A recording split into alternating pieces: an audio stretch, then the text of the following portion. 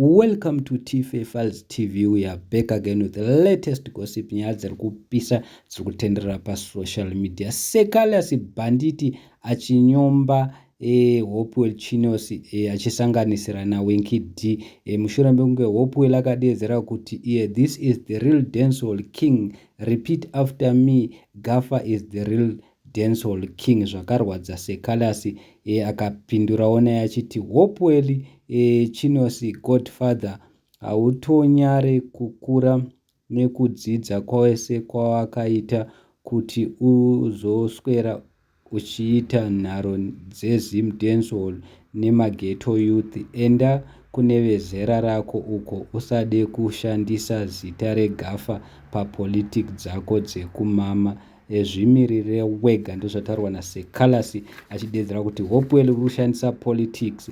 Asi tisakanganwa kuti Seh Calaz ndiwe ZANU-PF, ndiye wekumbozhamba achichemera mota akaitengerwa. Saka Hopewell iye ndewe Triple C, ndewana Chamisa, nyange zvayakazopazika, asi Hopewell anofamba naChamisa achipindura achitaura nepana achiona kuti apa pane akanganisa ndiani asina kukanganisa ndiani. Saka ndonyaya iripo, asi Hopewell ari kutukirwa kuti sei ataura nezvenyaya yeGafa.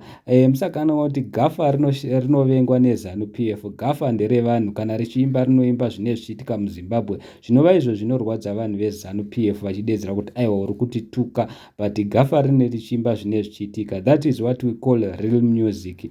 Saka Seh Calaz azoenderera mberi achiti iye kuna Hopewell chinos, mukuru, we all know your agenda, this is not about music. Toziva mafungiro nemaitiro ako, handikutsamwire ende handina kukuvenga. I respect you sema elder, chero tikaita difference political views, iwe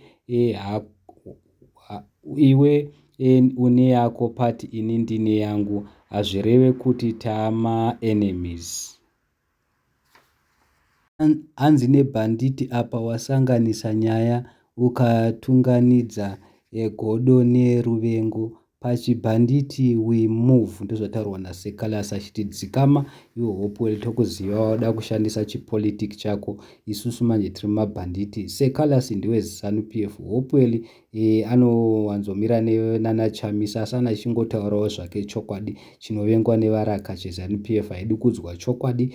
Saka Seh Calaz munongomuziva, pamwe maybe papapa ari kutopindura zvese zvaari kutaura achiudzwa netimu yevaraka, because mota dzavakapuhwa dzaidzai vachadzishandira, vamwe vakutodzishandira. So handizivi kuti not kudi. Please comment down below mutiudze kuti which one is which.